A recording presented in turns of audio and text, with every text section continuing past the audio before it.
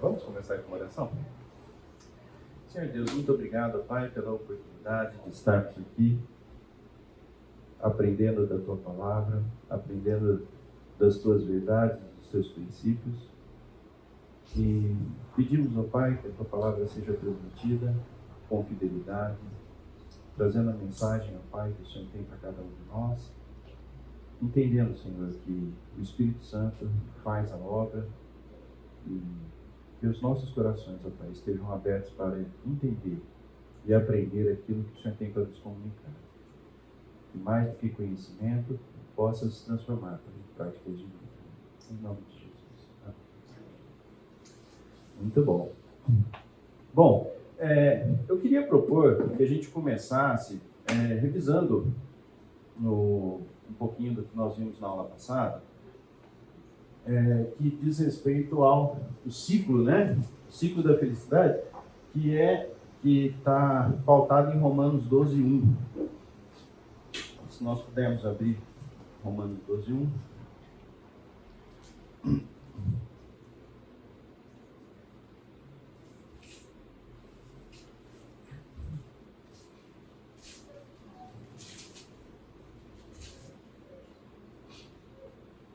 Então o texto diz assim, né? Rogo-vos, pois, irmãos, pelas misericórdias de Deus, que apresentei o vosso corpo por sacrifício vivo, santo e agradável a Deus, que é o vosso culto racional. E não vos conformeis com este século, mas transformai-vos pela renovação da vossa mente, para que experimenteis qual seja a boa, agradável e perfeita vontade de Deus.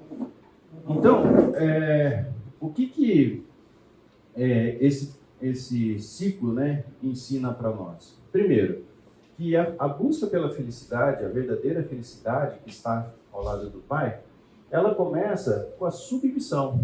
Ou seja, eu entendo aquilo que Deus tem para mim, para a minha vida, e eu me submeto àquilo que Ele manda. Em vários momentos da nossa vida, né, como nós vimos na aula passada, nós vamos falar a respeito, nós vamos ter situações em que a nossa percepção da realidade, a leitura que a gente faz de tudo que está acontecendo, é que aquilo que Deus pede não faz muito sentido. Nesses casos, a gente tem que se submeter por fé, entendendo que Deus tem sempre o melhor para nós e entendendo também que o melhor para nós não necessariamente seja aquilo que a gente quer, mas aquilo que Deus tem para cada um de nós, né? Então, o primeiro passo, recordando, né, quais são os 3 elementos que nos possibilitam nos submeter a Deus? É a oração, a adoração e a palavra.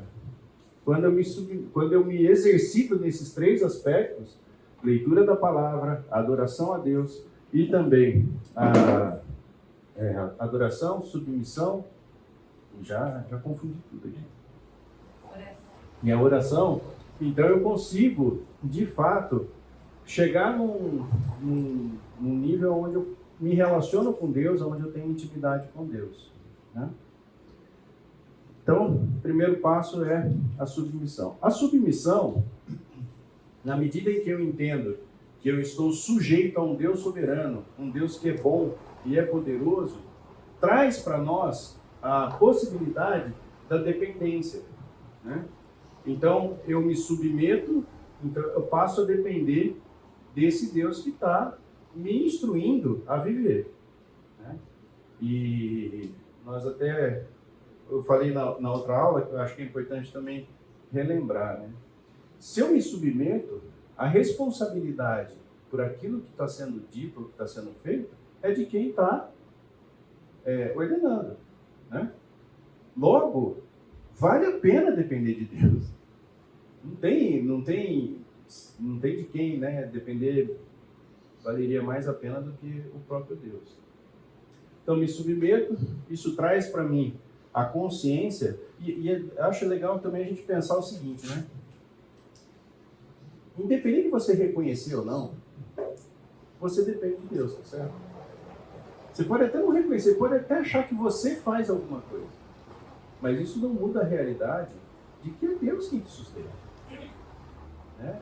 a gente às vezes brinca lá em casa, né? Quando chamar a tua senha lá, 323, pum, acabou. Não tem conversa. Né? A vida ela é frágil. A gente acha que não, mas ela é frágil. A dependência, na medida em que você conhece a Deus, isso gera segurança, por entender quem Deus é e também quem nós somos. E isso vai fazendo com que você, a cada dificuldade, a cada momento vivido, você passa a confiar mais ainda no próprio Deus. Então isso gera para nós segurança. E tudo isso, uma vez que você completa esse ciclo, nasce no nosso coração um sentimento de gratidão. Então, o ciclo todo, ele passa por essas 4 etapas. Nós vivemos esse ciclo o tempo todo. A questão é o quanto nós temos de confiança nisso. E esse ciclo produz felicidade, a verdadeira felicidade. Agora, existem coisas que, de fato, atrapalham a nossa... atrapalham esse ciclo, né? E muito disso é em função de algumas distorções que nós, como cristãos, muitas vezes trazemos para dentro da nossa fé. Um exemplo de distorção. Deus está somente no sobrenatural. Essa é uma distorção comum na mente de muitos cristãos. Né? Então, Deus está lá em cima, né? De domingo ele aparece aqui na terra, então eu venho na igreja, não é? Em momentos de dificuldade ele atua, e pronto, e Deus está lá, e depois no dia a dia, na minha rotina, eu vou vivendo, porque Deus não está presente na minha rotina. Vamos ver o que a Bíblia fala? Mateus 6:25, isso é bastante conhecido, né? Isso vos digo, não andeis ansiosos pela vossa vida, quanto ao que haveis de comer ou beber, nem pelo vosso corpo, quanto que haveis de vestir. Não é a vida mais do que o alimento, e o corpo mais do que as vestes? Gente, tem alguma coisa mais da rotina, mais do cotidiano do que comer e beber? Não tem.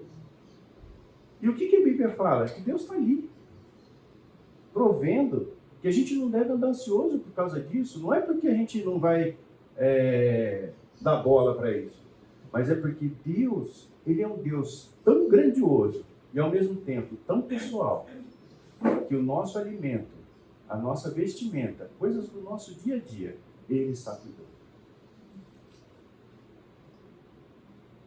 Da onde que surge a segurança? Da onde que surge a submissão? Nasce no momento em que a gente toma consciência de que Deus está presente em todos os momentos da nossa vida, e não só quando tem uma dificuldade, ou... Não, ele está presente. Outra distorção comum, inclusive entre os cristãos, né? Tentativa de unir o que Deus separou. O que é isso daqui?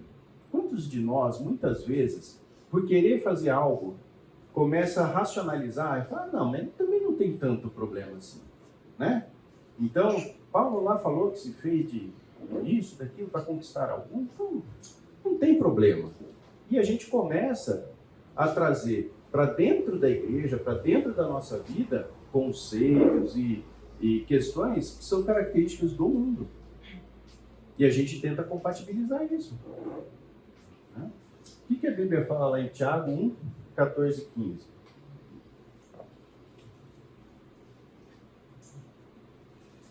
Quem achou pode ler. Cada um é tentado pela sua própria cobiça. Pode ler o 15. Quando esta o atrai e seduz. Então, por isso, depois de haver concebido, dá luz ao pecado. O pecado, uma vez consumado, gera morte. Então, o que acontece? Nós convivemos com o pecado, nós não estamos livres da presença do pecado, nós estamos livres do domínio do pecado, mas o pecado ainda está presente. E os nossos corações, em função da natureza pecaminosa, em função da queda, ele nos tenta o tempo todo. O nosso olhar para determinadas coisas nos atrai de tal forma que a gente acha que a felicidade está ali. Então, quando a gente olha para aquele ciclo, a gente tem que tomar cuidado com essas distorções, que são muito frequentes, inclusive no meio cristão. E uma terceira ilusão, né, que nós temos, ou distorção, é que eu estou no controle. É impressionante como nós temos a sede pelo controle.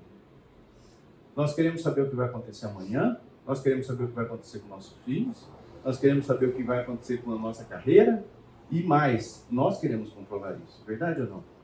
Muitas vezes a gente fala, entrega para Deus. Não.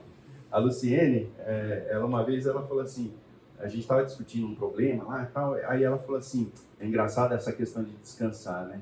Você vai e entrega para Deus, daqui a pouco você vai lá e pega de volta. Aí você vai e entrega para Deus, daqui a pouco você vai lá e pega de volta. E é muito isso, né? Nós queremos ter controle das coisas, né? Isso é inerente ao ser humano querer controlar as coisas. Por isso que a gente, muitas vezes, quer saber o futuro, né? Então, a gente procura estudar os princípios para tentar enxergar o que vai acontecer daqui 1 mês, daqui 2 meses. Mas e o hoje? Muitas vezes a gente não para estudar os princípios para aplicar hoje. E o futuro a Deus pertence. Isso é uma verdade, né?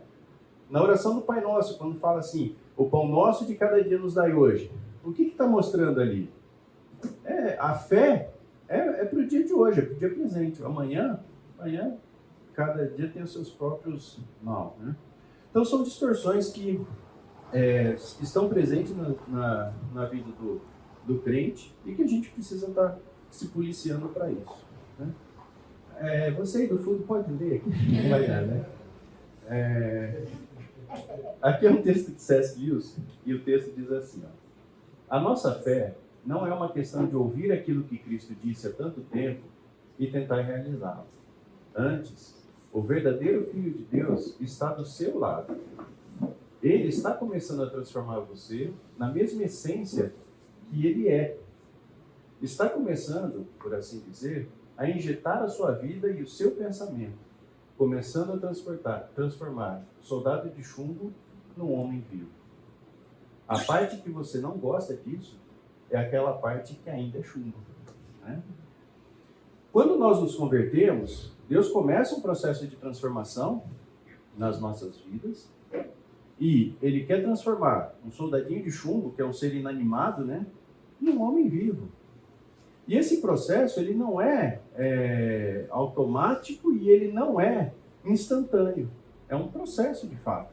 Essa é uma das razões pelas quais, quando você se converte, você não morre.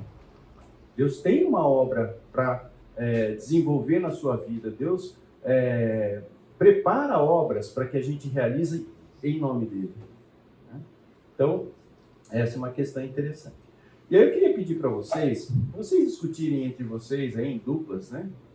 Quais dessas três, ou qual dessas três representou ou representa para você ou para pessoas próximas de você o maior dos desafios? Pode ser? 1 minutinho? Só para a gente conversar dessas três? Vamos lá. 1 minuto.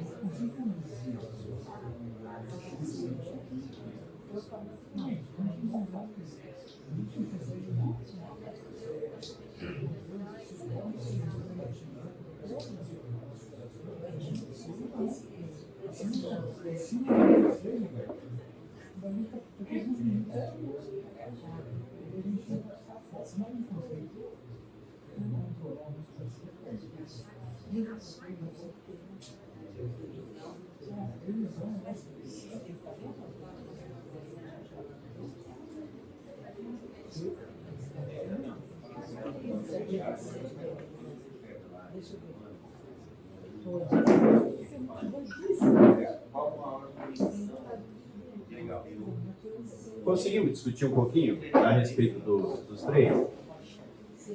E aí, na opinião de vocês, dos três, qual você acha que é o mais relevante ou que hoje pode estar de alguma forma impactando mais a sua vida ou até no começo da sua caminhada, né, com Cristo? Qual dos três vocês acham que é mais desafiador? É difícil, né? É meio difícil. Eu também acho que... Na verdade, os três são, né? Mas eu não controle. Alguém gostaria de dar mais alguma sugestão em relação a isso? Na luta diária. Eu não controle. Você acha que você tem, você pode, você entrega a sacola para Deus, daqui a pouco você fala assim, Que é isso? Você sabe que acho que um dos erros que tem é aquela coisa, inclusive, que é premiado para todo mundo, o tal de poder do pensamento positivo, né? Então, em que você está treinando, dizendo, não, eu vou fazer assim, a gente pensa que é. E sem depender de uma coisa que é do Espírito Santo. Então, aqui fala em Romanos, aqui, a maior condição que Paulo recebeu foi entregar as próprias paixões. Quer dizer, então vocês querem, então está aí. E nós somos permeados por isso. Então, a cura para isso é que você colocou aí. É o Espírito Santo. É você realmente se entregar ao Espírito Santo. E é engraçado, né? Porque tem um aspecto desse do eu no controle, quando a gente começa a querer discutir com Deus, né? E Deus objetivamente fala pra gente, ó, faz desse jeito. A gente começa assim, olha, Senhor, deixa eu falar uma coisa pro Senhor. O Senhor não está muito habituado aqui com o ambiente que eu vivo. Eu acho que é melhor fazer de outro jeito, não é? Também tem a ver com eu no controle. Mais alguém gostaria de colocar alguma comentário? Acho que estuda um pouquinho com o segundo também. Por exemplo, lá em Tiago fala que cair nas tentações. Né? Então, é fácil dizer que eu tenho controle, né? E dizer que eu aguento passar por esse tipo de prática que, na verdade, pode me colocar desagradar a Deus. Né? Exatamente. Quer dizer, eu estou tão confiante em mim mesmo que eu me sujeito a brincar com a tentação, né? Está muito perto. É verdade.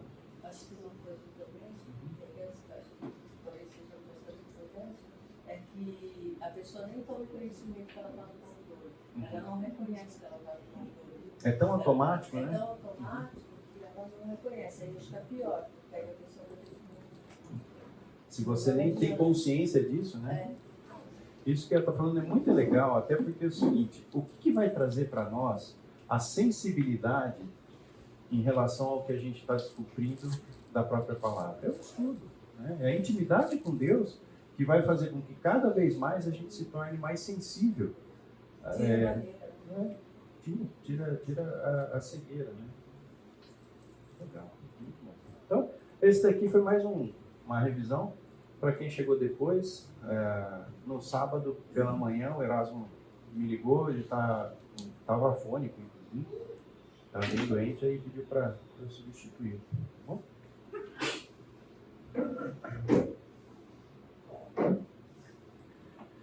Muito bom. E agora nós vamos falar a respeito de quando ser feliz, né? Então, aquele ciclo que nós desenhamos, né, ele fala a respeito de como ser feliz. Então, como ser feliz são aqueles 4 itens, né, do ciclo que nós vimos. E aqui nós vamos falar de quando ser feliz. Mas antes disso, eu queria passar para vocês uma música, né? O duro é que essa música é música chiclete, né? Você vai ouvir depois, provavelmente você vai sair cantando, principalmente se você conhece a música. Mas eu coloquei a letra da música aqui também. E aí eu gostaria que você desse uma olhada na letra, visse aquilo que o cantor está cantando e identificasse qual é o problema da letra da música. Pode ser?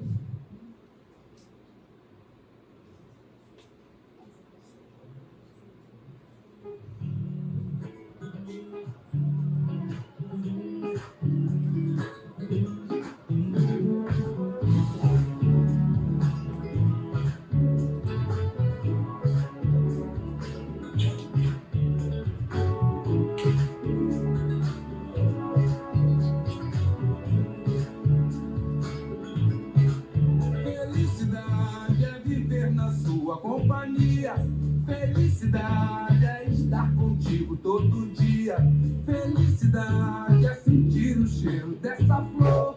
Felicidade é saber que eu tenho seu amor. Felicidade é viver na sua companhia. Felicidade é estar contigo todo dia. Felicidade é sentir o cheiro dessa flor. Felicidade é saber que eu tenho seu amor. Felicidade é saber de verdade que a gente sente saudade quando não consegue se ver. É acordar do seu lado, tomar um café reforçado, depois sair pra correr com você. É poder jogar um bando colado no show do Caetano, cantarolar até o dia raiar. É num fim de semana, curtir uma praia bacana, com o pôr do sol de arrasar. É viver na sua companhia. É estar contigo todo dia. É sentir o cheiro dessa flor. É saber que eu tenho seu amor. É viver na sua companhia. É estar contigo todo dia. É sentir o cheiro dessa flor. É saber que eu tenho seu amor. É saber de verdade que a gente sente saudade quando não consegue se ver. Acordar do seu lado, tomar um café reforçado, depois sair pra correr com você. É poder jogar um bando colado no show do Caetano, cantarolar até o dia raiar. É um fim de semana, curtir uma praia bacana, com o pôr do sol de arrasar. É viver na sua companhia. É estar contigo todo dia. É sentir o cheiro dessa flor. É saber que eu tenho seu amor. É viver na sua companhia. É estar contigo todo dia. É sentir o cheiro dessa flor. É saber que eu tenho seu amor.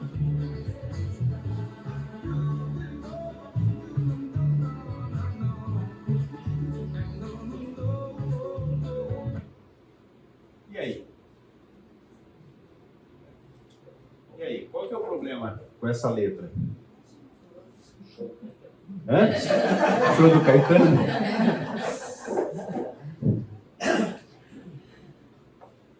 É tudo.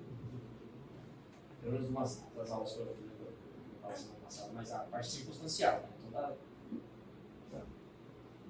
Toda baseada nas circunstâncias. Exatamente. Se tiver o show, o café reforçado, essas coisas. Não vai, né? Não vai. O que mais? Tem um detalhe importante na letra também que eu acho. Colocar no outro. Oi? Colocar no outro a sua felicidade. Coloca no outro, deposita no outro a sua felicidade. O foco está errado, né? O foco tá errado. O foco totalmente. Você quer tudo isso, mas não é aí que você vai encontrar. São coisas ruins, não?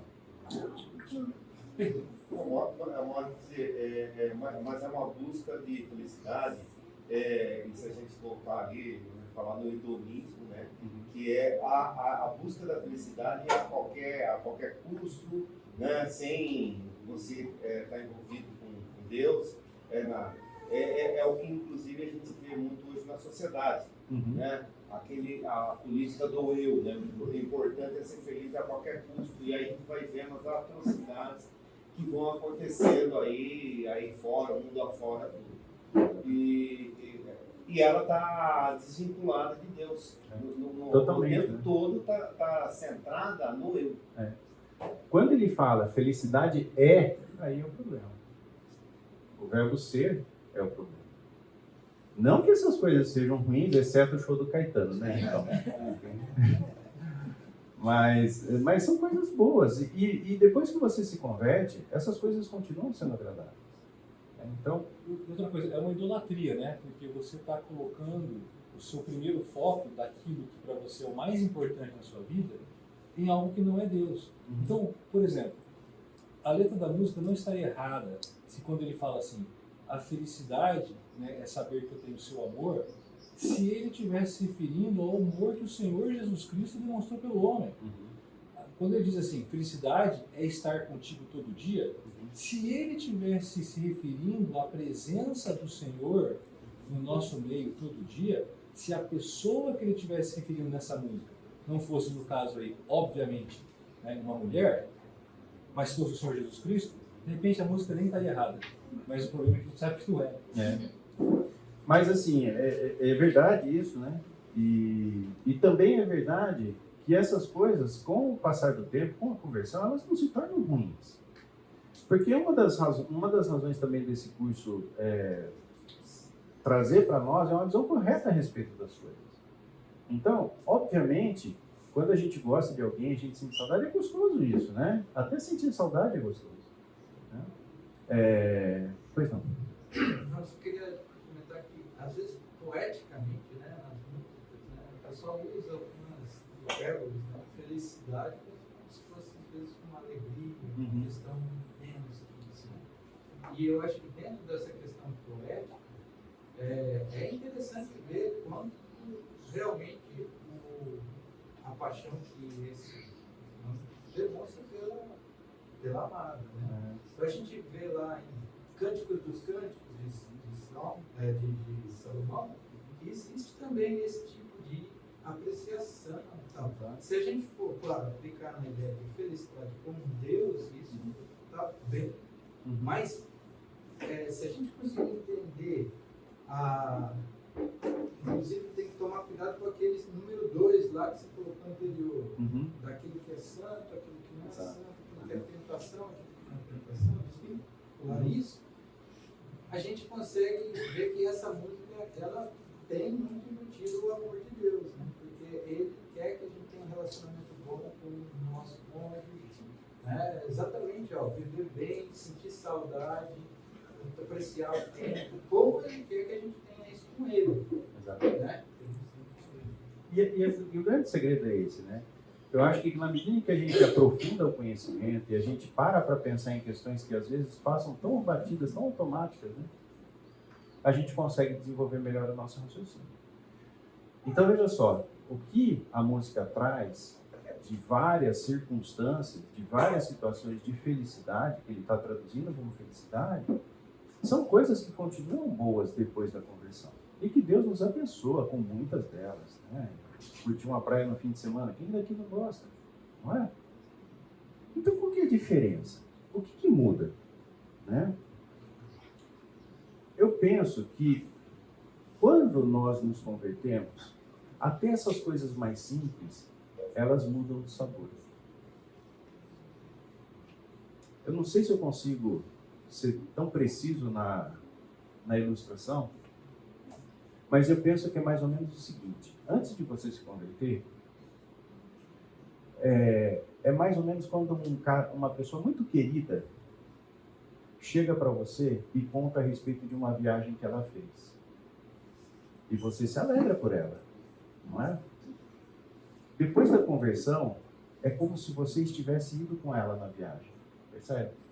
A diferença entre você desfrutar dessas coisas antes da conversão e depois da conversão, desfrutar disso sob a ótica de Deus, com santidade, é mais ou menos essa distância. É gostoso ouvir alguém contar de uma viagem, uma pessoa querida? Lógico que é. Mas não é muito melhor estar com ela na viagem? Né? Então, nós vamos falar de felicidade, e aqui, né, quando eu pus esse slide, eu falei AC/DC. Nós vamos falar de felicidade nesses dois momentos. A felicidade antes da conversão e a felicidade depois da conversão. Então, quando a gente fala a respeito da felicidade antes da conversão, Mateus 16, 26 diz assim, pois o que aproveita o homem ganhar o mundo inteiro se perder a sua alma? Ou o que dará o homem em recompensa da sua alma? Por que esse texto está colocado aqui? Primeiro, o ser humano, por natureza, ele busca felicidade. Por natureza.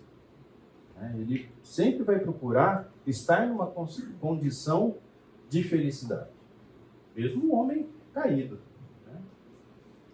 E acontece que essa felicidade, por mais que ele encontre momentos, né, de felicidade e tal, ela é incompleta. Ela não preenche o vazio que existe dentro de cada ser humano. Até porque ninguém consegue ser 100% do tempo feliz, não é? Então, essa é a busca que todo ser humano faz em relação à felicidade. Tem um professor da USP chamado Clóvis Barros, não sei quem já ouviu uma palestra dele, você só precisa ouvir com cuidado porque ele fala muito palavrão, né? Mas ele define o seguinte, que felicidade é quando você torce para a vida não acabar. Por exemplo, ele fala, uma das alegações dele é o seguinte, que você vive em função da vida acabar. Então você inicia o dia torcendo para terminar, para você poder descansar. Você começa uma aula torcendo para a aula acabar, para você poder ir embora. Você trabalha o mês inteiro torcendo para o mês acabar, para você poder receber o seu salário. Então ele fala que vários momentos da vida você só torce para a vida ir mais rápido, né? Para a vida acabar. Mas que existem momentos em que você fala assim, puxa, esse daqui podia durar um pouquinho mais. Então ele classifica que esses momentos são os momentos de felicidade. Uma visão bastante triste, né? Se você for ver da vida. Mas é o que ele defende. E toda essa dinâmica, né, que inclusive ele traz como conhecimento, ela está baseada em experiência, em circunstância, né? Então a vida é um peso, é um pesar com momentos de felicidade, né? E a gente sabe que a palavra de Deus não trata dessa forma, né? Então, a partir do momento que você se converte, você passa por um período onde a felicidade ela é um pêndulo. Ora você vai estar tendo momentos de felicidade e horas não. A palavra de Deus diz assim, 2 Coríntios 1:5. Porque como as aflições de Cristo são abundantes em nós, assim também é abundante a nossa consolação por meio de Cristo. Ou seja, nós vamos ter aflições. A nossa felicidade, ela vai estar apoiada naquilo que Deus faz conosco, né? E nem sempre vão ser momentos felizes. Mas existe uma diferença muito grande quando você passa por uma tribulação, por uma dificuldade, sabendo quem Deus é, e quando você passa sem ter a quem recorrer. Nessas situações difíceis que a gente vê no dia a dia, né, em guerra, essas coisas, a gente fala assim, puxa vida, né? Como que faz uma pessoa que não tem Deus consegue passar por situações tão difíceis, né? Deve ser desesperador, né? Então, concorda que existe uma diferença grande entre a busca pela felicidade pelas nossas próprias forças e a felicidade produzida pelo próprio Deus na nossa vida por meio daquilo que Ele provê, por meio do Espírito Santo. O ímpio, ele não tem o Espírito Santo, o Consolador. Então, ele está sozinho. Enquanto que nós estamos desfrutando da presença do Espírito Santo que nos sustenta, que nos ensina e que nos consola, né? Então é bem diferente, mas de alguma forma nós também iremos passar por aflições, né? Bom, existe um terceiro momento após a conversão que nós ainda não desfrutamos, que é a felicidade plena.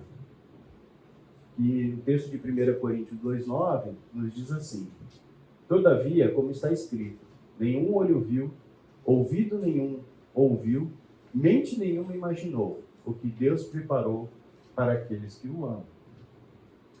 Então, o fato de nós convivermos hoje com a presença do pecado e com a nossa natureza pecaminosa nos impede de sermos plenamente felizes. Por causa das nossas tentações, por causa da nossa condição de muitas vezes querer combinar essas duas coisas. Então, qual é o ponto de principal diferenciação entre uma coisa e outra? É a presença do Espírito Santo, né? Que vai agir em cada um de nós no sentido de trazer vida a tudo isso. Agora, um dos aspectos que eu vejo como mais relevantes em tudo isso é a mudança que precisa existir na nossa visão a respeito do que são as coisas do mundo e daquilo que é a vida espiritual. Então, é verdade que as coisas mudam de sabor, mas muitos crentes acabam não desenvolvendo essa sensibilidade para poder separar aquilo que é do reino e aquilo que é do mundo. Então, às vezes é muito difícil para nós entendermos que determinadas questões não representam o melhor para nós. Por exemplo, quando você tem sucesso profissional, né? Principalmente quem está começando na carreira agora, tive a oportunidade de conversar com um jovem na semana passada sobre isso. Existe ali toda uma expectativa, né? De que a carreira dê certo, de que possa ganhar o suficiente para sustentar a sua família, né?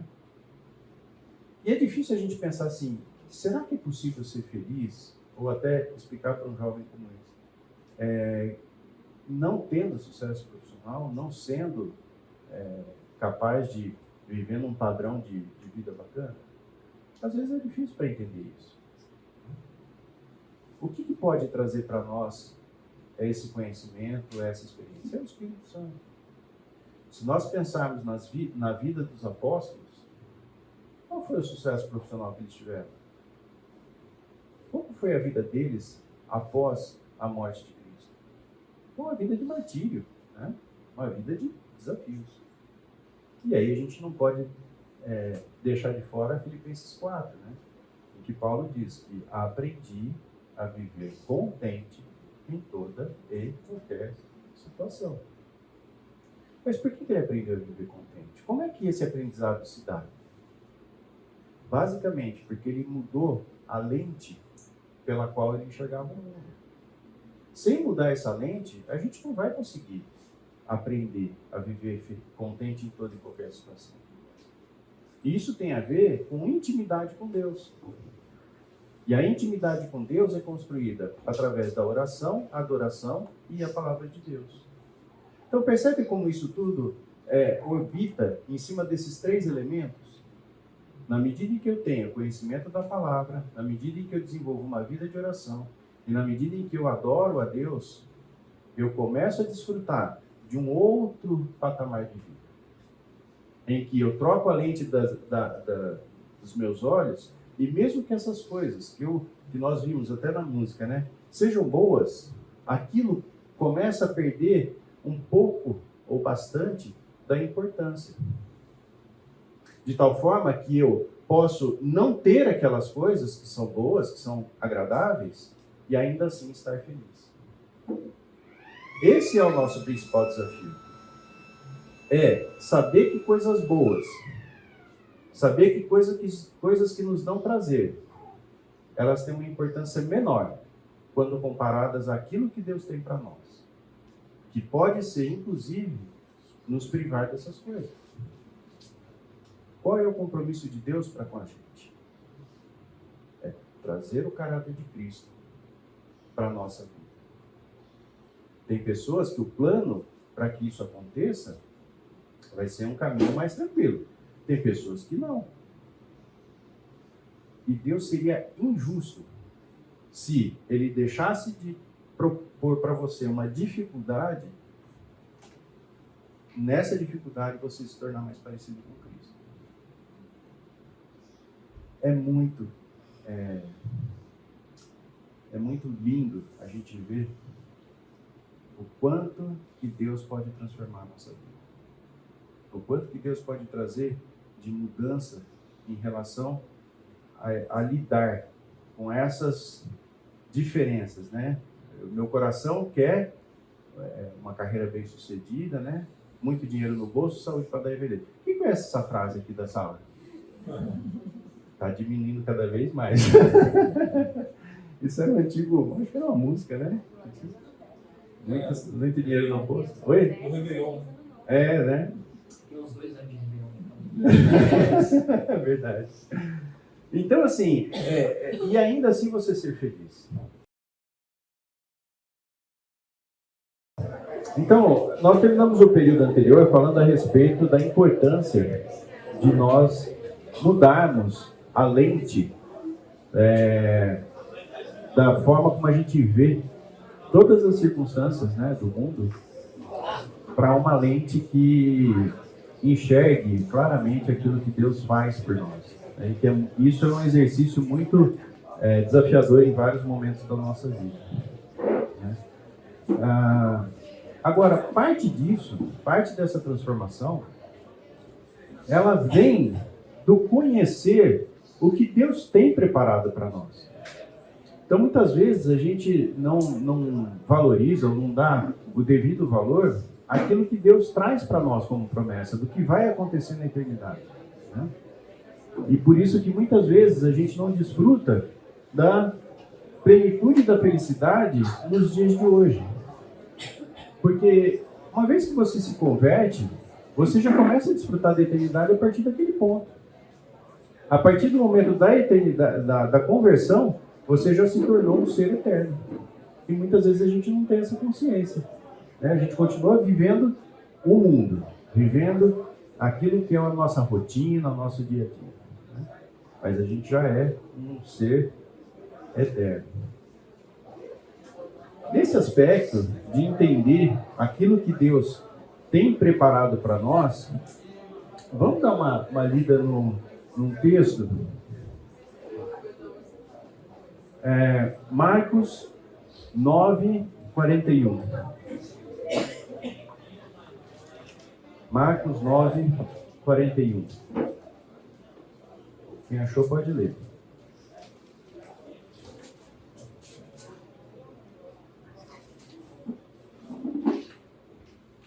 Eu digo a verdade. Quem deve compartilhar em meu nome por vocês pertencem a Cristo. De modo nenhum perderá sua recompensa. Sua recompensa. Tem algumas versões que trazem galardão, não é? Mateus 5, de 1 a 12.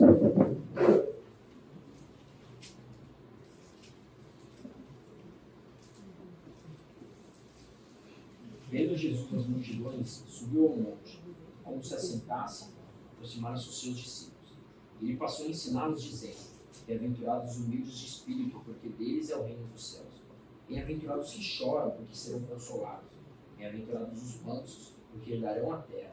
Bem-aventurados que têm fome e sede de justiça, porque serão fartos. Bem-aventurados os misericordiosos, porque alcançarão misericórdia. Bem-aventurados os limpos de coração, porque verão a Deus. Bem-aventurados os pacificadores, porque serão chamados filhos de Deus. Bem-aventurados os perseguidos por causa da justiça, porque deles é o reino dos céus. Bem-aventurados sois quando por minha causa os injuriarem e vos perseguirem, e mentindo disserem todo mal contra vós. Regozijai-vos e exultai, porque é grande o vosso galardão nos céus, pois assim perseguiram aos profetas que viveram antes de vós. Percebe? Esses dois textos trazem para nós a ideia do galardão. A Bíblia ela não é muito clara em relação ao que é o galardão, como que ele vai se processar e tal. Existem alguns textos que trazem luz sobre essa questão, mas vocês concordam que vindo de Deus é alguma coisa boa? Então, independente do formato, não sei dizer também, mas uma coisa Deus fala, que você vai ter um galardão, né, a ser desfrutado na eternidade. Isso deveria ser para nós motivo de grande felicidade. Saber que essas coisas que estão por vir acontecerão aos filhos de Deus, porque isso é uma promessa de Deus. E se eu conheço quem é Deus, ele não vai falhar. E honestamente falando, para mim, muitas vezes, essas questões passam ao largo no meu dia a dia. Isso não é algo que está presente, né? Que fala assim, nossa, vou tomar uma decisão aqui, deixa eu ver meu galardão. Tal. Muitas vezes isso passa longe. Mas nós devemos criar consciência a respeito disso. Porque é uma promessa, porque está na Bíblia. Então, galardão, quando você vai buscar a definição, é uma recompensa. E é interessante porque a palavra em si, ela não traz a questão se é boa ou se é ruim. Ela só fala que é uma recompensa. Então, se você fez alguma coisa ruim, você também vai receber um galardão de condenação. Né? E o galardão, ele é a manifestação da justiça de Deus. E a justiça de Deus, ela não se separa da aliança de Deus. A justiça ela é pautada na sua aliança. Então, para nós, para conhecermos o galardão que Deus tem preparado para nós precisamos conhecer a justiça de Deus e a sua aliança. O que Deus tem qual é a aliança de Deus com o homem atualmente, né? Nós temos que conhecer, né? Em Mateus 6:1 existe uma advertência, né? Qual é a advertência lá em Mateus?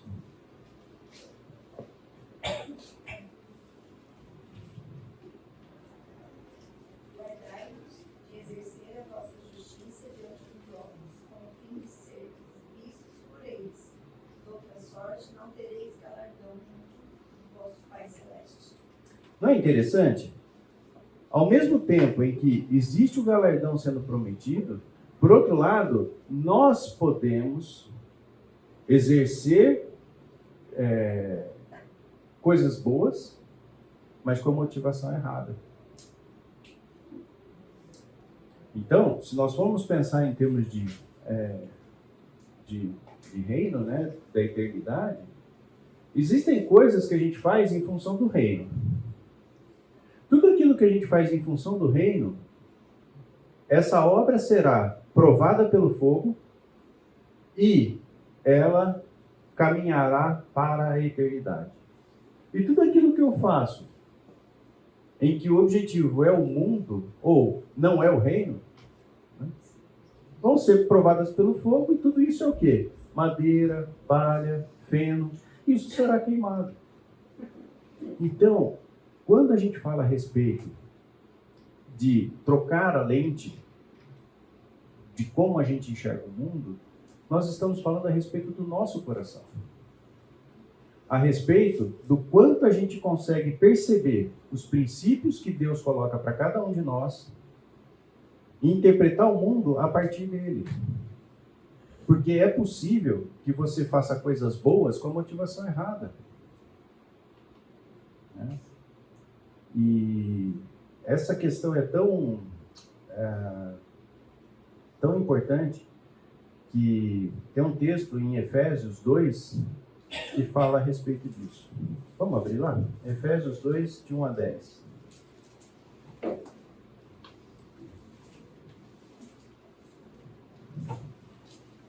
Quem achou pode ler. Efésios 2, de 1 a 10. Ele nos deu vida, estando vós mortos nos vossos delitos e pecados, os quais andastes outrora, segundo o curso deste mundo, segundo o príncipe da potestade do ar, o espírito que agora atua nos filhos da desobediência, entre os quais também todos nós andamos outrora, segundo as inclinações da nossa carne, fazendo a vontade da carne e dos pensamentos, e éramos, por natureza, filhos da ira, como também os demais. Deixa eu só fazer uma observação aqui. Percebe? O ímpio e nós, sem diferença nenhuma antes da conversão. Não é? Nós também éramos inclinados para os desejos da carne, tanto quanto o ímpio. Tanto quanto o ímpio. Pode continuar? Mas Deus, sendo rico em misericórdia, por causa do grande amor com que nos amou, estando nós mortos nos nossos delitos, nos deu vida juntamente com Cristo, pela graça sois salvos, e juntamente com Ele nos ressuscitou, e nos fez ascender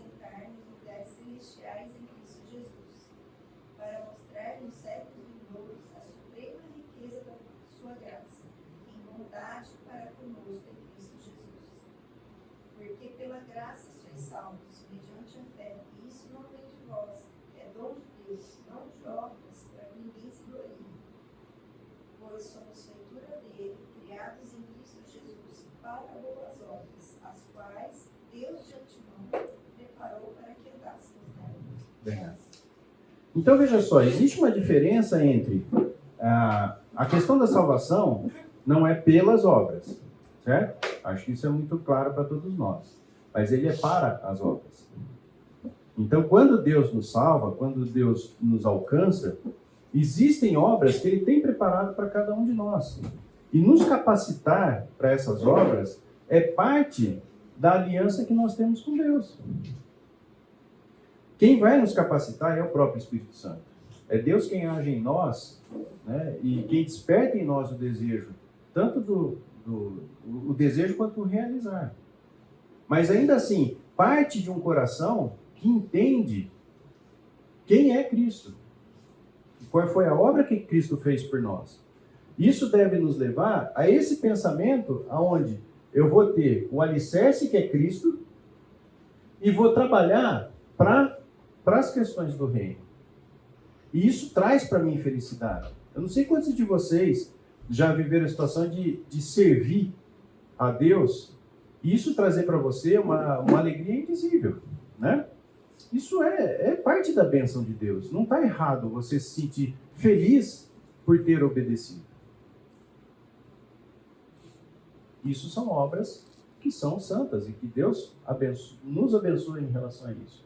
Mas é bem verdade que, mesmo cristão, você pode produzir obras que vão se queimar. Aonde está a diferença entre uma obra e a outra? No coração. Sobre tudo que deve guardar, guarda o seu coração, pois ele é a fonte de vida. Se o meu coração é um coração que desenvolveu intimidade com Deus, ele está mais sensível a esse tipo de coisa. Mas nós não devemos perder de vista de que não somos pecadores. E é muito provável que às vezes você fala assim, né? Nossa, vou servir aqui, nossa, vou lá fazer o meu melhor, né? Para Deus. Para Deus nada. Você está querendo glória em relação a isso. Gente, se não fosse assim, a Bíblia não advertiria a gente. Percebe? Se nenhum crente pudesse fazer esse tipo de coisa, a Bíblia nem traria essa advertência. Ela só traz essa advertência porque ela sabe, né? Deus sabe quem nós somos. A capacidade que a gente tem de estragar algo santo.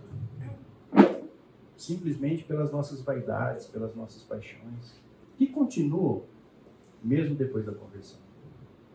Então, quando a gente fala ali a respeito da plenitude da felicidade, isso só vai ser desfrutado na eternidade. Porque assim como a gente sente uma felicidade, um gozo muito intenso quando você cumpre aquilo que Deus propõe, a tristeza vem na mesma proporção quando você deixa de cumprir aquilo que Deus tem para nós. Quando Deus prepara uma obra e você simplesmente ou não faz, ou faz com má vontade, né? Então, esse tipo de coisa é importante que a gente esteja consciente, né? E, nesse mesmo sentido, é interessante a gente perceber o seguinte: o ímpio, às vezes, faz boas obras. Quer um exemplo? Mateus 7, 22 e 23. Salgado, obrigado.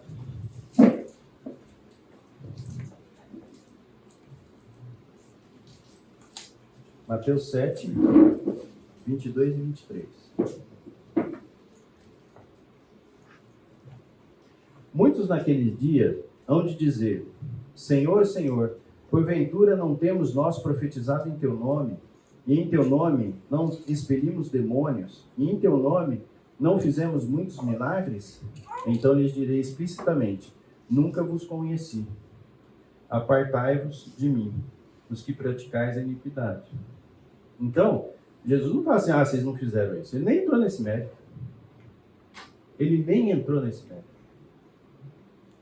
Mas o ímpio pode fazer uma boa obra, né? E ao mesmo tempo, você tem cristãos que a hora que for passar as obras lá pelo fogo, vão chegar meio chamuscados no céu, né? No inferno não, no céu. 1 Coríntios 3,15.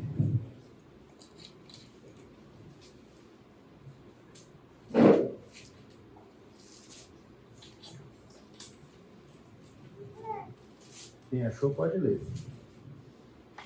1 Coríntios 3,15. Se a obra de alguém se queimar, sofrerá ele dano, mas ele a si mesmo será salvo. Todavia, como que através do fogo. Né? Vai chegar cheirando fumaça lá no céu, né? Então, assim, é possível que a gente tenha uma vida, depois de convertido, mas uma vida medíocre. Uma vida em que, a hora que... Aliás, aqui acho que tem um foguinho aqui. Deixa eu ver. Olha lá. A hora que passar pelo fogo, não vai sobrar nada. Vai queimar tudo. Por quê? Foram feitas com a motivação errada, foram feitas com critérios errados, né? Então, isso é possível também que isso aconteça. O Erasmo, eu sei que ele usou aqui o exemplo do café com leite, né? Da água e do óleo e do café com leite, né? Muitas vezes a gente gostaria que essas duas coisas aqui fossem como água e óleo. Ou seja, claramente você sabe onde está a linha divisória entre as obras que são feitas pelo reino e as obras que são feitas pelo mundo. Né? Mas isso não é assim. É muito como café com leite, né? Que ele fala. Então, o café e o leite ali estão misturados e você não sabe no seu dia a dia muito bem como lidar com isso. Daí a importância da intimidade com Deus. Daí a importância do Espírito Santo ter liberdade para nos comunicar. Porque é somente através dele, através de Deus, em que a gente consegue estabelecer aquilo que é certo e aquilo que é errado. Porque a nossa mente, uma vez que está contaminada pelo pecado, pela nossa natureza, ela nos prega peças. Verdade ou não? Às vezes você está ali numa situação em que você precisa tomar uma decisão e a gente começa a racionalizar, a gente começa a querer ter controle da situação, a gente começa a misturar o mundo com o reino e justificar. Aonde que está o fiel da balança? É o Espírito Santo. Daí a importância da palavra, daí a importância da oração, daí a importância da adoração. Porque é isso que vai trazer para nós clareza. Eu pude participar de uma palestra lá em Caldas Novas, de um preletor, chama Heber Campos. E ele falava lá que tinham 2 tipos de pais. Ou 3. Um pai é aquele pai que não deixa fazer nada. Tudo está proibido. Né? Existe outro tipo de pai, que é aquele que deixa tudo. Nada está proibido. As duas posições partem de um princípio em que eu não quero ter trabalho. Porque, veja só, eu como pai, se eu proibir tudo, concorda que eu não tenho trabalho? Por outro lado, se eu deixo também fazer tudo, eu também não tenho trabalho. Meu conforto está garantido. E que, biblicamente, o pai que é um pai zeloso, ele ensina os princípios para que o filho saiba o que é certo e o filho saiba o que é errado. E isso dá trabalho. Não é? Porque muitas vezes você vai ter que parar, estudar, conviver. Isso dá trabalho. Mas é o caminho. É a forma como Deus entende que a sua palavra deve ser ensinada. E mais, né? O resultado disso não é garantido. Né? Deus é quem vai providenciar, inclusive, isso. Né? Então, a responsabilidade nossa qual é? É de ensinar. Se os filhos vão seguir ou não os ensinamentos, está no livre-arbítrio deles. Verdade ou não? Não tem método infalível. Ó, se você fizer isso daqui... Não, existem princípios. Você transmite os princípios, você gasta tempo. Mas chega um momento em que você perde o poder sobre o filho. E aí, as decisões passam a ser mais dos filhos do que dos pais. E aí que é o momento de de pedir para Deus que aqueles princípios floresçam, né, no coração dos filhos. Eu diria para vocês assim, a nossa responsabilidade é plantar, né? Daí para frente é com o próprio Deus. E a gente não pode perder de vista também o que diz Mateus 22, 36 a 37, né, que foi o nosso texto base, né, do início do nosso estudo, pelo menos das 2 últimas aulas. Mateus 22, 36 e 37.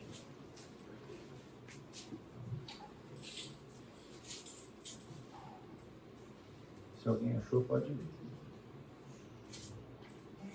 Qual é o grande mandamento da lei? Respondeu-lhes Jesus: amarás o Senhor teu Deus de todo o teu coração, de toda a tua alma, de todo o teu entendimento. Então, olha só. Vamos parar aqui só para a gente olhar, né? Amarás o Senhor teu Deus de todo o teu coração, toda a tua alma e todo o teu entendimento. E a proposta que o Erasmo tem trazido para nós é que o entendimento é a palavra, né? O coração é a adoração e a alma é a adoração, a alma é a oração e o entendimento é a própria palavra de Deus. Então, qual é o caminho para que a gente encontre a felicidade nas obras em que Deus tem preparado para cada um de nós? Oração, adoração e a palavra de Deus. Dessa forma a gente vai conseguir ter mais obras ali. Eu não sei se eu vou estar sendo... mas eu penso que a gente sempre vai produzir para os dois, tá? Eu acho que, em função do pecado, uma série de coisas, eu acho que a gente sempre vai produzir para os dois. Mas o que interessa é o que fica. São aqueles momentos em que você conseguiu produzir algo santo para o reino de Deus. Não é?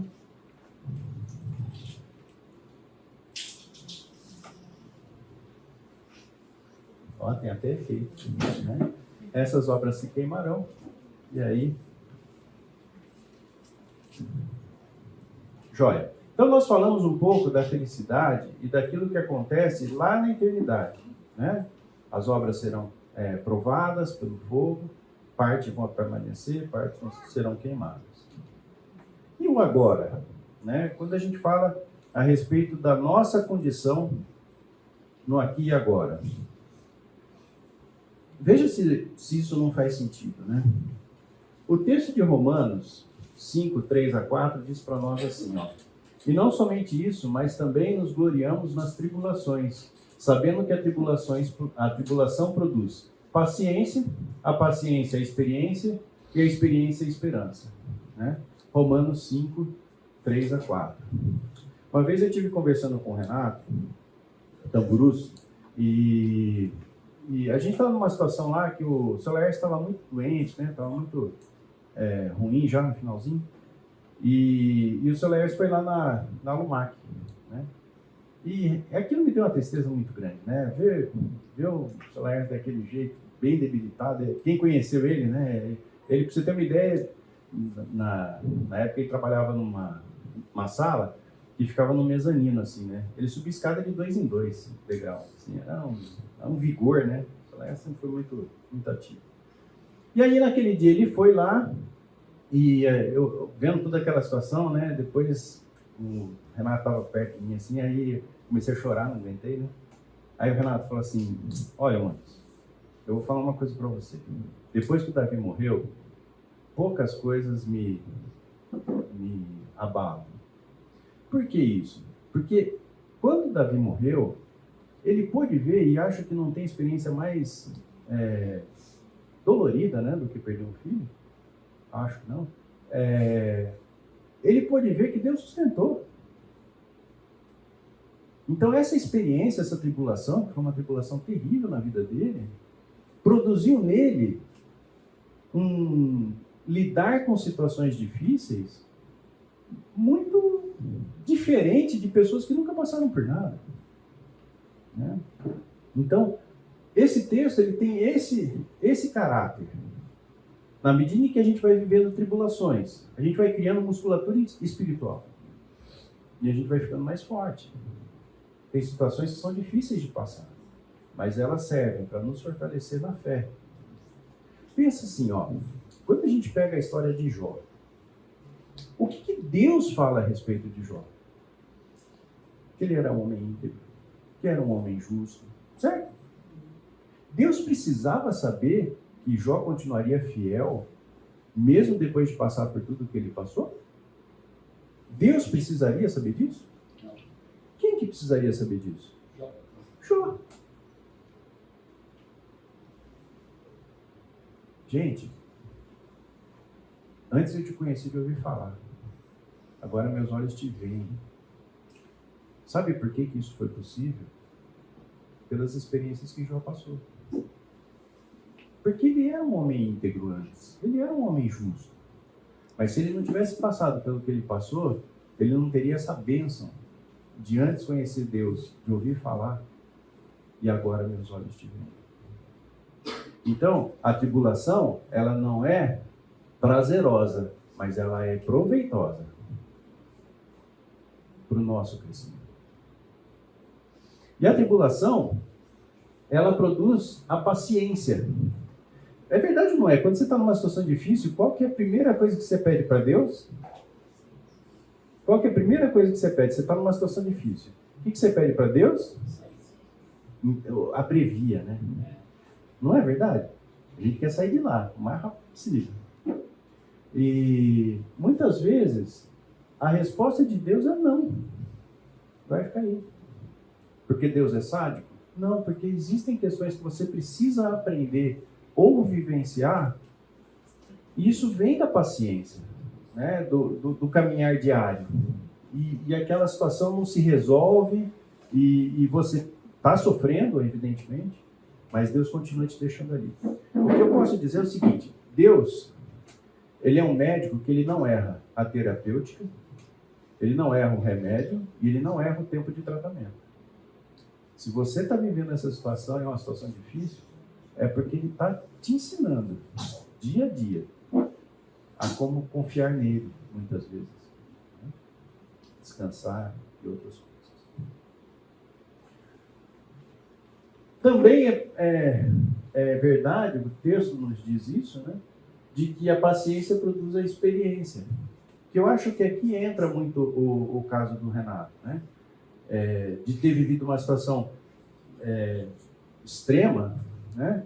E, olha, Deus que me salvou, me tirou daquela situação, é o mesmo Deus de hoje. Viver essas experiências com Deus, saber o que Deus tem de recurso e de criatividade para resolver, é algo fantástico. E uma coisa que eu acho interessante também, que vale a pena a gente comentar. Vocês perceberam que a experiência aproxima? Verdade ou não? Imagina o seguinte: quando você casa, né, você tem uma série de experiências com a sua namorada. Né? Quando você casa, você passa a desfrutar de experiências que você não desfrutava antes. O convívio, né? O aprendizado. Tem muita ajuste a ser feito? Tem um monte de ajuste para ser feito. Mas daquilo lá é tão engraçado que com o tempo, eu vou fazer esse ano 25 anos de casado, você começa a perceber que você está mais parecido com a sua esposa, né? E a sua esposa mais parecida com você. Porque aquilo vai criando um caldo ali, né? Que junta um monte de coisa e o relacionamento passa a ser muito mais gostoso. Não que seja fácil, mas essa experiência é uma experiência que acrescenta para os dois. Né? Então é uma experiência que vale a pena. E, na medida em que você tem a experiência e você registra aquilo que Deus fez por você, isso produz naturalmente a esperança em outras situações que com certeza você vai viver. Né? E aí, essa é a renovação da nossa mente. Na medida em que meu coração é lapidado por Deus, na medida em que todas essas coisas vão contribuindo para construir a minha intimidade com o meu Deus, eu vou crescendo na fé. E esse crescimento se dá muito por meio desse ciclo. Tribulação, paciência, experiência, esperança, renovação. E volta lá. Ou seja, em algum momento da nossa vida, nós vamos estar livres das tribulações? Não, ela faz parte do ciclo do nosso desenvolvimento. Constantemente nós vamos ter tribulações. Existem períodos em que essas tribulações elas são menores, né? E esse é o período em que você deve investir para se desenvolver, estudar a palavra. Tem épocas da nossa vida que são muito atribuladas, né? Muito cheias de compromissos e tal. E os períodos de calmaria é o período que Deus dá para nós para que a gente possa se aprofundar na fé. Estudar é importante, né? Romanos 15:4 diz para nós assim, ó: pois tudo que foi escrito no passado foi escrito para nos ensinar, de forma que, por meio da perseverança e do bom ânimo procedentes das Escrituras, mantenhamos a nossa esperança, né? No sentido da renovação. E Romanos 15:13 diz assim: que o Deus da esperança nos enche de toda alegria e paz, por sua confiança nele, para que vocês transbordem de esperança pelo poder do Espírito Santo. Então, quem traz para nós a esperança e um pensar adequado em relação àquilo que Deus tem para nós, é o próprio Deus através do seu Espírito Santo. Ok? Esse símbolozinho, ele é como se fosse um combustível, né? Então, qual é o combustível que faz todo esse ciclo, né, girar? É a renovação da nossa mente.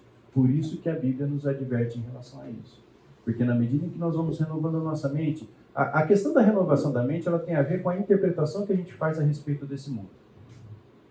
Quanto mais eu aprendo, mais eu desenvolvo sensibilidade e mais eu posso fazer julgamentos que são mais próximos daquilo que Deus tem para nós. Né? E em relação aos outros? Bom, eu não li esse livro, tá? Então, lembra que é uma aula que o Erasmo construiu, tá? Mas o que esse desenho traz para nós? Existem 3 formas de você lidar com os outros. Você pode ser um pacificador, você pode fugir ou você pode atacar, né? Como pacificador, você vai ter que negociar e vai ter que mediar. E isso nem sempre é fácil. Isso você precisa fazer com sabedoria, né? Tem pessoas que é difícil de negociar, né? Mas faz parte da forma de lidar com o outro de uma forma pacífica, né? Então você vai ter muitas vezes que reconciliar, vai ter que arbitrar, você vai ter que... aqui, né? São esses 4. Por outro lado, quando você começa a negligenciar, você está fugindo do relacionamento com a outra pessoa. Assim, quando você começa a culpar, porque você passa a acusar o outro a respeito de questões que estão ligadas ao relacionamento dos dois. Então, o que é a fuga? É você negar que determinada situação está acontecendo, é você atacar o outro, em relação à fuga, né? É fugir, o outro é litigiar, que é brigar, né? É ir para o confronto. E, por último, né? Talvez o mais extremo aí, né? A fuga é suicídio, o ataque é matar. Alguém aqui leu esse livro, quer acrescentar alguma coisa? Não? Então são formas como você pode interpretar realidades vividas entre as pessoas e que você tem essas 3 possibilidades. E pessoal, aqui a gente não está falando só do ímpio. O crente também pode desenvolver esse tipo de atitude em relação ao próximo. Aonde que está o amarás? Amarás o teu próximo como a ti mesmo. Como pacificação. Tá certo? Esse é o papel do pacificador. Mas a gente pode também nos deixar levar por questões pessoais, por questões que estão vinculadas à nossa natureza, para esses 2 extremos. A fuga, eu nego, eu não quero encontrar a pessoa, ou o ataque, partir para cima da pessoa. São formas de lidar com relacionamento com o outro, que nada tem a ver com o texto que a gente viu dos 2 maiores mandamentos. Em relação ao agora ainda, o Salmo 90:12 nos diz assim, ó: ensina-nos a contar os nossos dias, para que o nosso coração alcance a sabedoria. O alcançar a sabedoria, ela não é instalada automaticamente. É o dia a dia, é a rotina de estudo, é o compreender a palavra de Deus. Quando eu falo a respeito de contar os dias, a ideia é essa, é que dia a dia a gente vai acrescentando, dia a dia a gente vai aprendendo a respeito de Deus. Então, Senhor, ensina-nos a contar os nossos dias para que o nosso coração alcance a sabedoria. O que é sabedoria? Sabedoria é quando você aplica o conhecimento na vida do dia a dia, né? Isso que é sabedoria. É quando você, a partir de um conceito, que é um conceito santo, você utiliza isso no seu dia a dia, de maneira sábia, né? E o outro texto de 2 Coríntios 4, 16 a 18, nos diz assim: por isso não desanimamos. Embora exteriormente estejamos a desgastar-nos, interiormente estamos sendo renovados dia após dia. Pois os nossos sofrimentos leves e momentâneos estão produzindo para nós uma glória eterna que pesa mais do que todos eles. Assim, fixamos os olhos não naquilo que se vê, mas no que não se vê. Pois o que se vê é transitório, mas o que não se vê é eterno. Tem algumas traduções que falam aquilo que se não vê, né? O que a gente não vê, que é o reino, se ele não é exercitado dia a dia, ele fica muito distante das decisões que a gente toma. Então, o natural para nós é enxergarmos aquilo que está nesse mundo. Esse é o nosso natural. Portanto, se você quer ter uma vida feliz, uma vida que vale a pena, uma vida santa, é necessário esforço. Ah, mas por que Deus não fez ser mais fácil? Depois nós vamos conversar com ele em cima, né? Mas o fato é, para que a gente possa desenvolver sensibilidade entre aquilo que são as coisas do reino e aquilo que são as coisas do mundo, nós vamos precisar nos esforçar. E vamos passar também por essas situações, né, de sofrimento. Então, qual que é o segredo de ser feliz? Eu acho que esse é o tema da aula. O segredo de ser feliz é viver na dependência do Senhor. É desenvolver intimidade com o Senhor. Através da oração, através da adoração e através da sua palavra. Eu não conhecia esse texto, tá? Eu tomei contato com ele ontem. Então, existe esse Jonathan Edwards, não sei se alguém aqui da sala o conhece, quer acrescentar alguma coisa, em que ele estabeleceu 70 resoluções. O que é interessante nesse texto é que ele coloca a primeira parte como uma dependência de Cristo.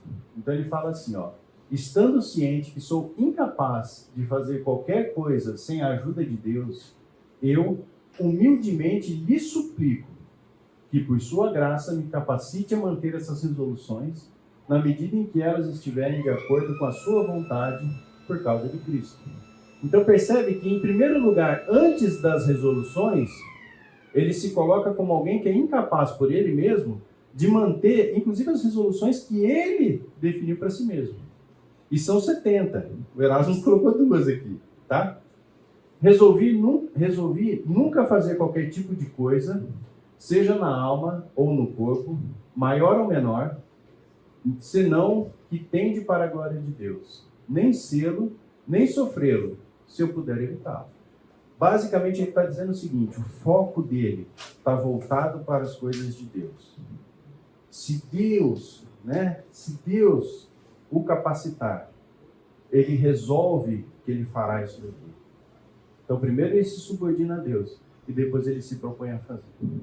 E a segunda resolução que o Erasmo trouxe para nós é: resolvi nunca perder nenhum momento do meu tempo, mas antes de usá-lo da maneira mais proveitosa que eu puder. nós perdemos muito tempo na nossa vida e na nossa caminhada com Deus. Nós somos displicentes muitas vezes com relação a isso. E o momento para virar o jogo é agora. Naquilo em que você entende que pode melhorar na busca pela intimidade com Deus, não perca tempo. Eu passei anos da minha vida vindo na igreja de domingo. Quanto tempo perdi? Quanto tempo que eu deixei de desfrutar daquilo que tinha de melhor?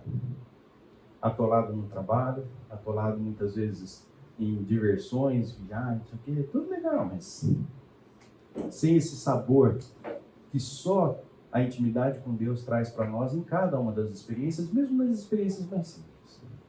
Não perca tempo. Okay? Henrique, você ora por nós?